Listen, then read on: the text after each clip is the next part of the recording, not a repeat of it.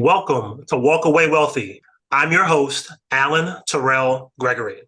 If you're thinking of selling your existing business or looking to untangle yourself from your old business so you can start a new one, you came to the right place. Today, I have a very special guest, Patrick Metzger. Welcome to the show, Patrick. Hey, thanks so much, Alan, for having me. Pleasure to be here. Thank you. Well, tell us a little bit about yourself. Alan, I'm originally from a small town in North Dakota, grew up, raised here. I'm currently in the Fargo, North Dakota area, but I'm the CEO and founder of our own company called The Greenhouse, and I'm also a certified EOS implementer, value builder advisor, as well as a certified exit planning advisor and keynote speaker. And within our business, The Greenhouse, our core focus is really growing businesses and people to the next stage. So what we do is we are able to drop into a business really at any stage where they are at and help them really grow to that next phase or whatever point, whatever kind of their end in mind goal is. We have a lot of clients around the nation. We work with a few dozen companies and are constantly looking for others that really want to take their business to the next level. So how and why did you get started helping business owners specifically with retirement? Yeah, so in our business, Alan, we see under the hoods of every organization that we work with. We see the good things, we see the really, really ugly things too. And there is such a need for owners to be educated around retirement. What we really see in businesses we work with is way too many business owners take action way too late when they're thinking about retirement or exit or succession or selling. And they're really, really uninformed on their options and what reality actually is if you are looking to sell your business. So many people think that they're going to have this big strategic third-party buyer come in and they're going to buy their business and they're going to take off with their big lump sum check that they're going to have and all's going to be good. And the reality is it rarely, ever occurs like that. So our focus is really to help prime those companies, with growth along the way, and then to help them as they're leading up to that point that looking to exit and for succession retirement, and really help them prepare for that moment, because it's kind of one of those things where it's like you get one shot to do it right. And you don't want to mess it up, and you want to make sure that you prepare enough and well enough to do so. And why do you think it is that owners take so long to make this decision? I think a big reason, Alan, is just it's not something that you do often. It's something that you do once. Some people are lucky enough, you're serial entrepreneurs, they're able to do it multiple times. People just don't know enough about it. They talk with their friends maybe that have sold a business or such, but you think of most people, the peer groups that they hang out in are people of maybe similar age. So you're not hanging around people, probably that are 20 years older than you and have gone through this, and you're learning from their experiences and things like that. Some people are lucky enough to do that and really seek that out intentionally, but most people are kind of traveling along that same path and journey with peers in their own age group, and they just don't have the experience in doing it, plain and simple. And how do you approach that? I know that owners usually don't want to talk about it, but how do you kind of get in there and get them to talk about it? Yeah, the thing that we do that's really different in our business is we're really radically transparent with the businesses and the owners we work with. So, we always ask right away when we sit down with a company, with an owner, with a leader, what's your end in mind? Or have you thought about, obviously you started this business, it's awesome, it's growing, it's scaling, we can help you do that some more. But where do you want to take this? How do you see yourself getting out of the business at some point? And as you know, I would say 95% of people we ask that question to haven't given it a thought. And we always say, like, when you start a business, the first question you should be able to answer is, how do I exit this business?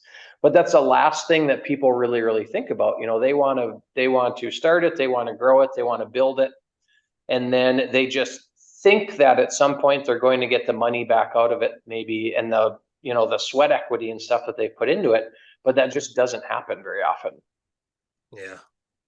So do you find that owners tend to have their businesses mostly reliant upon them? Is that something that you see regularly? Yeah, it's probably the biggest challenge, I mean, that we see with owners is, and it's one of the things that we really work on, is how do we get you and pull you out of the business? Because as an owner, especially, until you are able to get out of the business, your business just does not have a lot of value. Especially if you are the main salesperson or you're the main business development person that we see in so many businesses, until we can start to take those relationships that you've created and start to hand them off to other people where they feel comfortable working with someone else in your business and stuff, that owner has to be there. And as long as they have to be there, your multiple just isn't real high. And you're probably just going to end up selling for the book of business that you've created, which is really sad because it's a fraction of what a business owner should really get out of it at the end of the day. Absolutely. And yeah, I find that very interesting about a lot of owners because they want the business to be worth, let's just say $10 million. But if everything, and I do mean everything, is dependent upon you, like you said, if you're the lead business development person, if you're the lead salesperson, if all the customers want to talk to you, it's not really a business, it's more of a job. And it's Yeah. not worth typically $10 million for the most part. Yeah, and as you know, most business owners build their business around creating income. It's not built around creating value. Yes. And value is what a buyer comes in looking for. They want a future, they want potential, they want to be able to see growth in whatever it is that you've created.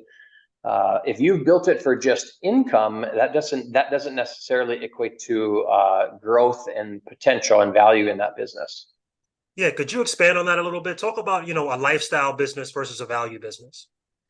Yeah, so most business owners, especially smaller ones in particular, they build like what you referred to, Alan, is a lifestyle business where, essentially they've created their own job. At some point, they probably go, "Why did I do this? Now I'm working twice as many hours and I'm making half as much money." But they have to realize that the pot of gold many times is at the end of the rainbow. You're not going to get it along the way. So yeah, that lifestyle business is really something where it provides the income that you want, and you're probably running a lot of expenses for your business through the business and such. And versus a value-based business where you're not needed, there's like I said, a lot of growth, there's a lot of potential there. You're probably not running a lot of expenses and stuff through the business. And when you exit it, there's actually true value there for somebody. When you exit a lifestyle business, like I said, you're probably selling a book of business at best, because everything has kind of flowed through you as the owner and you've made it work and it's been convenient. But one of the biggest challenges to that too is once you are not owning that business any longer, you can't run everything through that business. So unfortunately, what we see with business owners sometimes is when they exit a lifestyle business, their lifestyle is forced to change in a way that they are not comfortable with. They end up having to try to live on less income, less dollars. They don't have that convenience of expensing everything through the business. And it's something that they don't realize is going to happen until it's really too late. So I want to change gears a little bit here and talk about your EOS implementer. I've heard a lot about that. I don't know that my listeners know anything about that. Can you explain that a little bit? Yeah, so EOS stands for Entrepreneurial Operating System. Basically, it's a business operating system that came out of the Detroit area about 20 years ago. An entrepreneur by the name of Gino Wickman put it together. And essentially what he did is he took all the best business concepts from history, took them all, put them together, troubleshot them, implemented them with over 50 companies. It took him about 500 plus session days to kind of distill down all these tools, all these concepts and methods into one really strong, cohesive system. And what it does is it helps companies execute on a way, way higher level. It's about a 2-year process that we implement with teams. And really what I'm doing as a certified EOS implementer is I'm coming in, teaching the tools, teaching the system and the methods. I'm not a consultant, coming in as an expert in that industry. It's actually industry agnostic. So we work with about every industry you can imagine. But what we're doing is teaching a leadership team first and foremost how to use those tools to execute way more effectively around their people and processes and tracking data and using it effectively. really clarifying their vision and communication. And it's a awesome system that provides, I always say it provides bulletproof results when it's implemented correctly. Is that similar, the same, or different than an exit planner? EOS it's definitely different, but there is a lot of overlap because, as if you're building and growing and scaling your business correctly, you're doing the things that are going to matter the most down the road for when you actually exit. So what we do through that process is we're helping them grow, scale, execute on a higher level. But as we push closer and closer to a potential exit or succession, what we've actually done is, without even really knowing it, is we've put a lot of the pieces in place because we've probably pulled the business owner out of the business. We've developed really tight, efficient processes. We're running the business around data. And when you have all of those things happening, which EOS really creates and develops within an organization, what essentially you've done is you've set yourself up to be ready for exit or succession almost at any time. So what's it look like when you pull an owner out of the business? I would imagine that sounds painful to some of my listeners. Yeah. The phrase I always use, Alan, is our goal is to make you wanted, but not needed. So a lot of business owners, they love it. It's their baby. They don't want to give it up. They love, the relationships or the culture or the biz dev piece of it, which is awesome.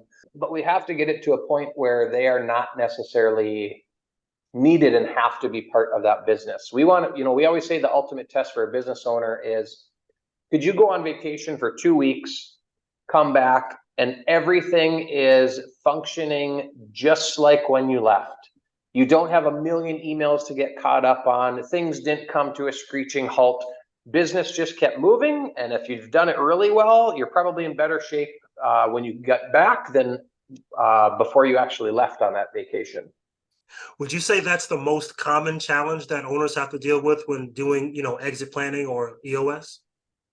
Yeah, I would definitely say so. It's really hard to let go of things and to trust your people and empower and develop other leaders so that they can really just take things and run with them. It's a control thing for owners, and a lot of owners have a really hard time getting out of their own way or slowing down and taking the time so that they can go faster later. So then I kind of want to change gears here. How much time is needed to plan and execute a successful exit for a business owner? To do it right, I mean, man, a minimum of 5 years, and that's if you can move fairly quickly with things. As when you work with lawyers, because, you're going to have estate planning and financial planning. And if you have family dynamics, that adds a whole nother issue in itself. So if you have a good 5 years and can work quickly, that's usually pretty ideal. But I mean, man, really efficient exit planning, 10 years is awesome. 5 to 10 years, if you can start really looking at how you set yourself up and move the chess pieces in place, that's ideal. Do you typically get that kind of time horizon with your clients, or is it usually much shorter?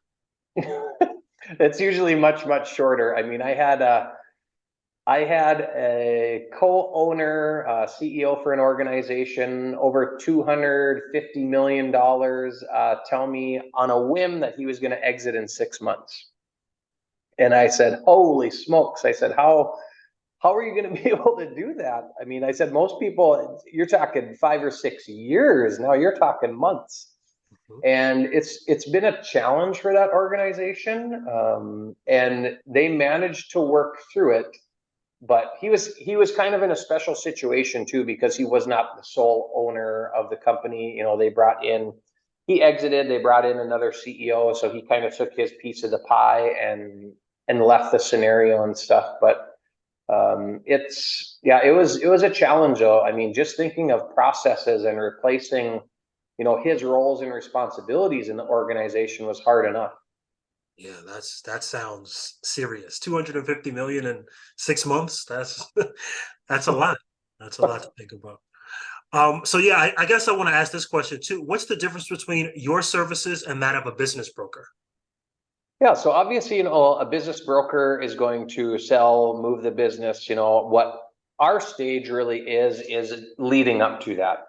So within the EOS system and within the Value Builder system that we implement with companies and such, where we come in is prior to that, where we really help plan and grow the value and make it scalable and just increase the overall value of your business so that you are ready for exit. Because the thing is, what a lot of people don't realize is you have to be ready for exit at any time as a business owner, because most people think, I'm going to exit by choice. A lot of business owners don't have the option. It's something, your 5Ds. It's the death, disability, divorce, distress. A lot of times one of those things comes up, and now you are put in that situation where you don't have a choice. So you have to make sure that you put yourself in a position so that if that moment comes, that you're actually at least going to get a good chunk out of the business of what you actually should be getting out of it when the exit happens. And what are some of the processes that you put in place to mitigate those 5Ds? A lot of it, kind of previously mentioned, pulling the owner out of the business, core processes is really, really important. So getting really tight around documenting processes, because when a buyer comes in looking at a business, one of the first things they're going to say is, does this place operate effectively and efficiently, and is it documented? Because they are probably going to shift some people in, shift some people out, but they want to know all the inner workings of how you actually run your business, because they're not buying it to come in and figure it out. They're buying it because it comes in or because they're coming in and it works as is. But they have to know how it works so they can obviously hit the ground running, and then as far as if there's further scalability and growth that they are looking for, that they can immediately just take what's there and start to build upon it right away. And for my listeners, guys, an investor, myself or anyone else, does not want to buy a job. They want to buy a business. And every business, true business, has processes in place that make it a transferable asset. Hugely important. Can't stress that enough. Yeah, I mean, we always talk about, you look at franchises. Why do people buy franchises? That's exactly why. Because it is a business in a box with proven systems, processes, vendors. Everything is already there, documented and lined up, ready to go. And it makes it really, really easy, and therefore it makes it really profitable and effective to run. Can you talk about the tax planning and how different or how important that is? Because something I've learned is the difference between you getting some money, no money, and a little bit of money at exit is going to be really dependent upon your tax planning. Oh, for sure. That is definitely not our specialty. I mean, but we know enough about it's something that you really want to start early, because a lot of owners don't realize what their options are around taxes, and related to that, what kind of legacy do you want to leave too? Most people don't think about things like big charitable givings that will really help their taxes and can leave a legacy.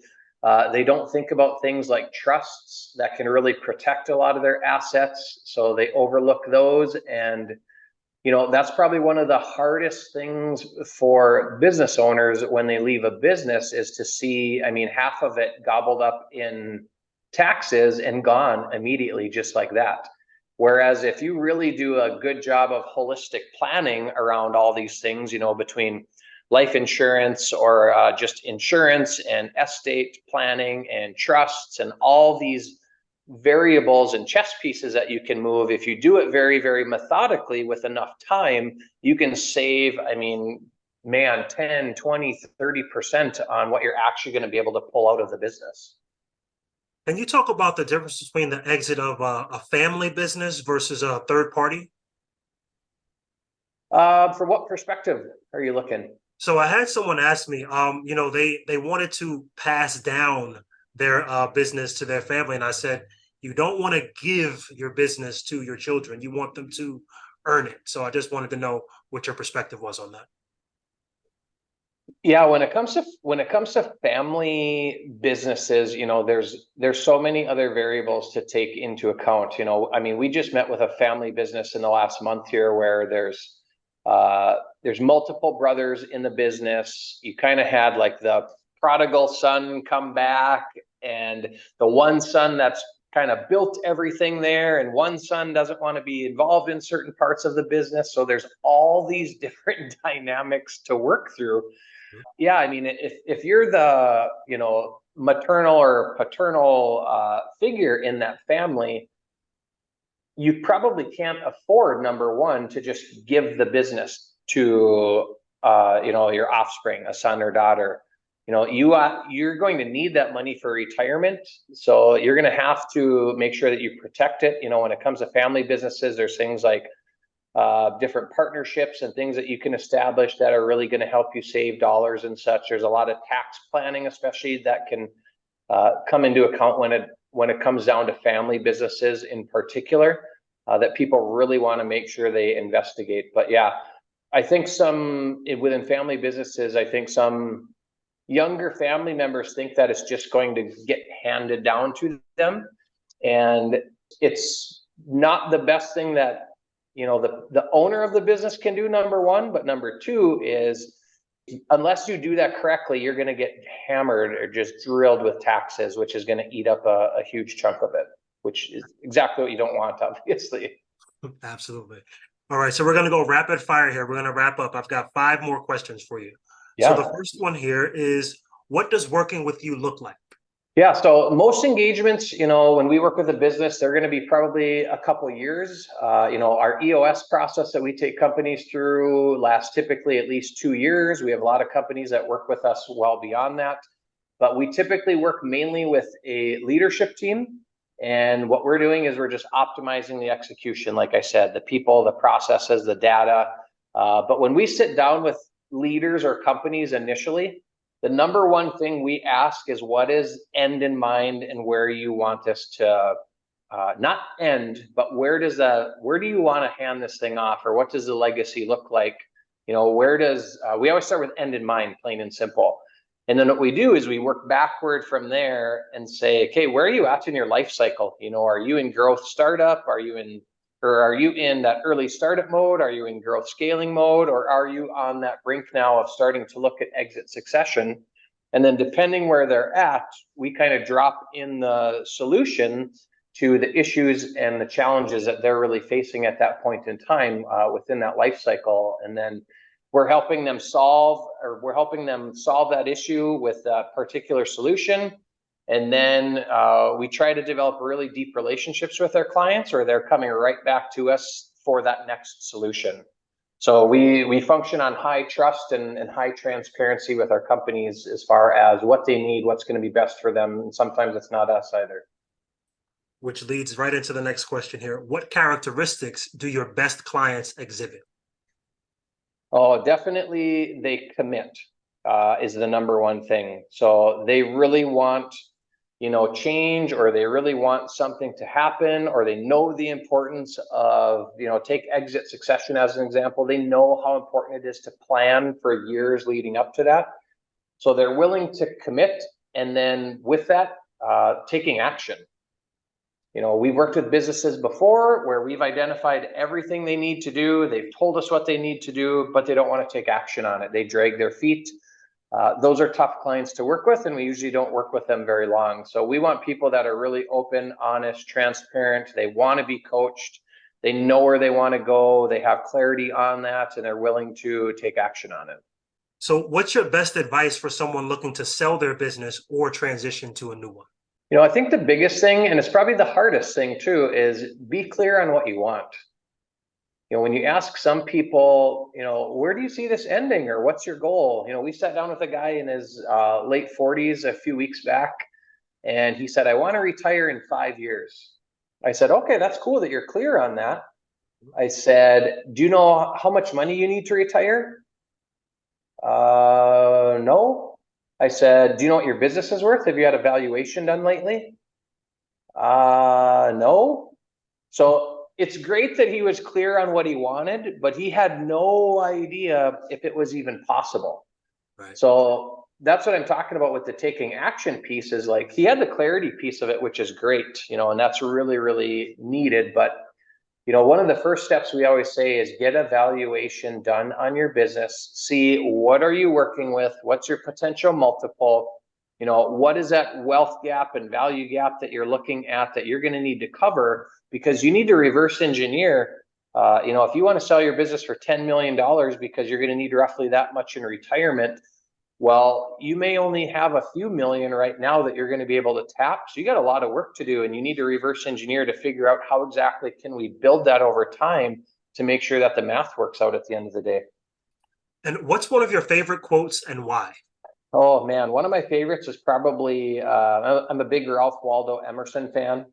So one of my favorite quotes is, the only person you are destined to be is the person that you decide to become. I love that, because there are people that want it, there's people that wish it, but the people that end up doing it are the ones, again, that take action on it. Nice. I like that one. And how can people get in touch with you? Yeah, you can reach our website at growingforsuccess.com. So that's a number 4 in the middle there, or you can email me, Patrick, at growingforsuccess.com. If you search my name and EOS, you'll find my EOS website as well. So we have a few different websites. But yeah, Growing for Success is our main company website with kind of all our offerings on there. Well, Patrick, thanks a lot for being on. I appreciate you. Yeah, absolutely. Appreciate it, Alan.